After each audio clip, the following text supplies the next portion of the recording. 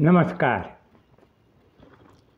आत्मज्ञान के जिज्ञासु सर्व भाई बहनों का इस आध्यात्मिक ज्ञान और भगवद गीता की चैनल पे स्वागत है।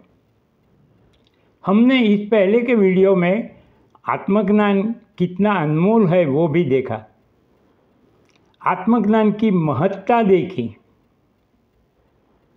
और एक वीडियो में आत्मज्ञान कितना आवश्यक है वो भी देखा हमने।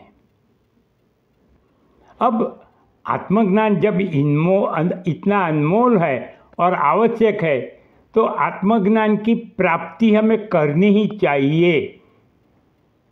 भौतिक जगत की सब चीज़ें हमें मिल जाएगी, फिर भी अगर हमें जो आत्मज्ञान नहीं हुआ तो ये हमारा लक 84 का फेरा तो रुकेगा नहीं। इतना ही नहीं, मगर इस ज़िंदगी में भी हम भाग्य के गुलाम बन के जिएंगे। जीते हैं, जिएंगे नहीं, जीते ही हैं। हम भाग्य के गुलाम बन के जीते हैं, क्योंकि हम भौतिक चीज़ों के आधारित पर अपना जीवन बनाए बैठे हैं और भौतिक चीज़ों, हर भौतिक चीज़ क्षण विकारों के अधीन है। इसलिए वो अनिश्चित, अस्थिर और क्षणभंगुर है। किस वक्त क्या होगा पता नहीं। इस वजह से हम हमेशा चिंता, भय, टेंशन आदि में जीते हैं। यही है हमारा जीवन।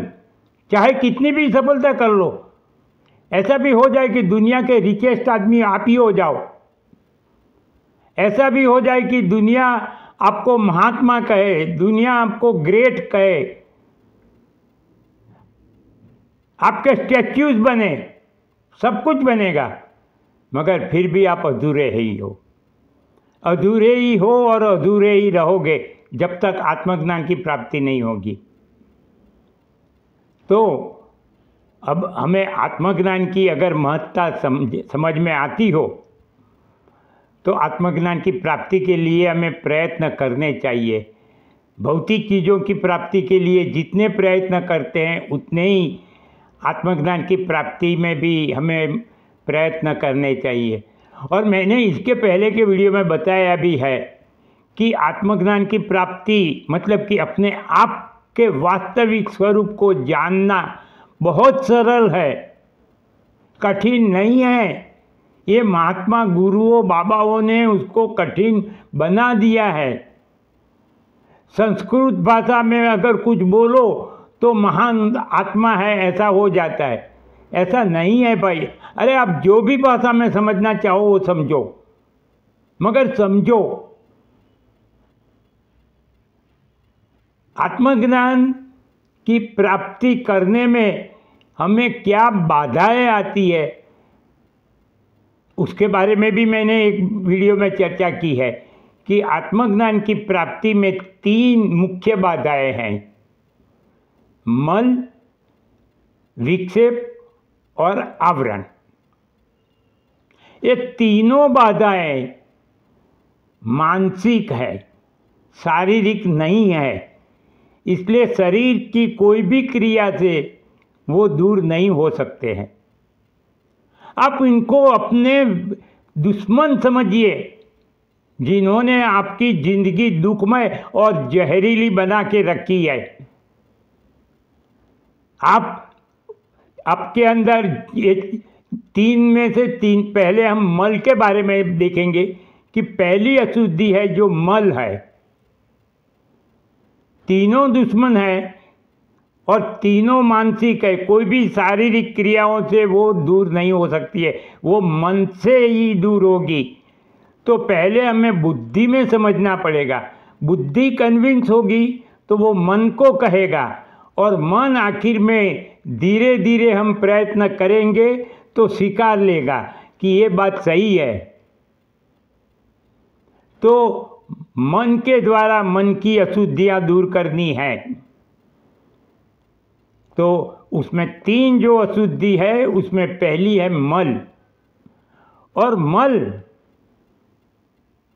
के 6 दोष है। जो मल मतलब इम्प्योरिटीज ऑफ माइंड। मल के जो 6 अंग है वो है काम, क्रोध, लोभ, मोह, मद और मत्स्य। मत्स्य मतलब ईर्षा, मद मतलब घमंड, काम मतलब इच्छाएं, क्रोध तो आप समझते हो, लोभ आप समझते हो, मोह के बारे में मैं बताता हूँ, मद और मत्स्य। काम इच्छाएं, इच्छाएं तो होती ही रहती है जब तक हम इस जीवन में है। कोई भी ऐसा आदमी नहीं होगा कि जिसको कोई इच्छा ना हो। मैं सिर्फ इतना ही कहता हूँ कि अनकंट्रोल्ड इच्छाओं ना हो, अनब्राइडल्ड इच्छाएं ना हो, जो हमारी क्षमता में नहीं हो, जिसके लिए हमारा अनुभव नहीं हो, ऐसी चीज़ों का इच्छा मत करो। आपको भगवान जो देता है आपकी क्षमता के अनुसार, आपके भाग्य के अनुसार, उसमें संतुष्ट रहो। संतोष वही अपना एक परम धन है। काम को वश में करना सीखो, इच्छाओं को घास के तिनके की तरह बारिश में उग जाते हैं जहीं तहीं ऐसे उगने मत दो। क्रोध अहंकार का विकृत स्वरूप है। क्रोध ये बताता है कि आप सिर्फ अपने आप को सेंटर में रख के चाहते हो कि बाकी सब लोग आपकी सुने, आपकी इच्छा के अनुसार हो, आपका कहा माने, आपकी विचारधारा को अपनाए, आपको कोई नुकसान ना करे। ऐसा तो वो भी होता नहीं है। हर एक की अपनी विचारधारा होती है, हर एक का अपना अभिप्राय होता है, हर एक का अपनी अस्मिता होती है, हर एक का अपना जीवन होता है। वो वही करेगा कि जिससे उसको सुख मिलता है, जैसे आप करते हो। आप क्रोध क्यों करते हो? क्योंकि आपको लगता है कि आपके सुख के आड़ में कोई आ गया, तो ये है क्रोध। लोभ, जो मिली है भगवान से हमें चीज़ें, उससे हमें से सुख नहीं है, मगर जो नहीं मिला है उसके बारे में हम भगवान को दोष देते हैं। हमारे भाग्य के अनुसार, हमारी क्षमता के अनुसार, हमारे अनुभवों के अनुसार, हमारी पात्रता के अनुसार हमें जो मिला है वो है लोभ। लोभ को भी वश में रखो, संतुष्ट रहना सीखो। मोह, मोह का मतलब होता है कि सच्चाई नहीं जानते हुए भी जिसको हम सच्चाई स्वीकार कर लेते हैं उसे मोह कहते हैं। हम कभी भी सत्य जानने की कोशिश नहीं करते। उसने कहा मान लिया, ये न्यूज़ चैनल में आया मान लिया, मगर हम ना उसको वेरीफाई करना चाहते, ना उसकी खराई करना चाहते, हम कुछ भी नहीं। हम जो आए ऐसे फेस वैल्यू स्वीकार लेते हैं, वो मोह है। ऐसा उसका ज्वलंत उदाहरण हमने महाभारत में भी देखा है कि जो जैसा कहता है वैसा ही वो स्वीकार लेता है। भगवान, अगर भगवान कहे तो मैं मान लूँ, दुर्योधन कहे तो मैं कैसे मानूंगा? तो ये हुआ मोह। मद मतलब घमंड। इंसान को कोई न कोई चीज़ का घमंड रहता ही है। घमंड करने से क्या फ़ायदा? सिर्फ आप अपने मन में ही घमंड कर सकते हो, दूसरों को कोई पड़ी नहीं है।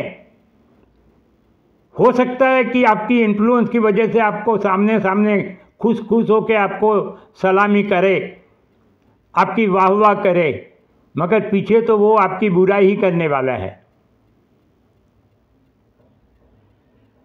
क्योंकि हर एक आदमी जानता है कि एक करोड़पति है तो मुझे क्या फ़ायदा, वो मुझे क्या देने वाला है, वो अपने घर का, ऐसा बोलेंगे। और मर्स मतलब ईर्षा। ईर्षा करने से क्या होगा? मैं किसी की ईर्षा करूँगा तो मेरा मन जलेगा, मेरा टाइम व्यर्थ होगा, उसका क्या जाएगा? कुछ नहीं। ईर्षा से कंपटीशन होती है, तो हेल्दी कंपटीशन भी होनी चाहिए, मैं ना नहीं कहता हूँ। ईर्षा अगर करते हो तो कंपटीशन में उतरने की तैयारी करो, वो तो आप करते नहीं हो और सिर्फ मन में जलते रहते हो, क्या फ़ायदा? तो ये हुए 6 दोष मल के। हमने आत्मज्ञान की प्राप्ति में 3 बाधाएं देखी। इसमें मल, विक्षेप, आवरण। इसमें मल के 6 दोष काम, क्रोध, लोभ, मोह, मद, मत्सर्य देखे।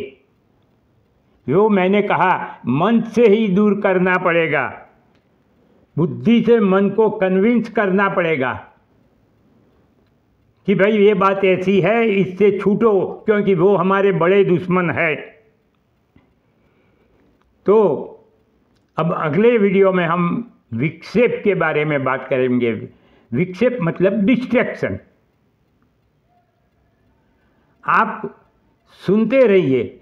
मेरी ये भगवत गीता कहने की या आध्यात्मिक ज्ञान देने की रीत पसंद आई हो तो इस चैनल को सब्सक्राइब करके सुनिए। आपको मैं कोई प्रवचनकर्ता की तरह, बाबा की तरह, महात्मा की तरह, गुरु की तरह नहीं कहूँगा। मैं जो अनुभव किया हुआ हूँ, मैं जो आपके सामने बैठ के बात कर रहा हूँ वैसे ही बात करूँगा, और फिर भी आपको शास्त्रों की गहन से गहन बातें बताऊँगा। जो चीज़ आप कभी सुनने की सोचेंगे भी नहीं, ऐसी बातें बताऊँगा, उपनिषदों की वगैरह की। आपको कोई प्रश्न हो तो कमेंट बॉक्स में लिख के भेजिए, मैं उत्तर अवश्य दूंगा। तो आप इस चैनल को सब्सक्राइब करके सुने, शेयर कीजिए, आपके मित्र मंडल स्नेहीजनों को भी कहिए। आपको मैं विनंती करता हूँ कि 24 घंटे में से सिर्फ दिन की 10-15 मिनट मुझे दे दो। आपको मैं आत्मज्ञानी बना के रहूँगा, जीवन मुक्त बना के रहूँगा। तो अगले वीडियो में हम जब विक्षेप के बारे में, डिस्ट्रैक्शन के बारे में बात करेंगे, और हो सकता है समय रहेगा तो आवरण के बारे में भी कहेंगे। वास्तव में आवरण ही हमारा बड़ा शत्रु है। हमारा अज्ञान इतना बुरा नहीं है जितना अर्ध ज्ञान है, अर्ध सत्य है।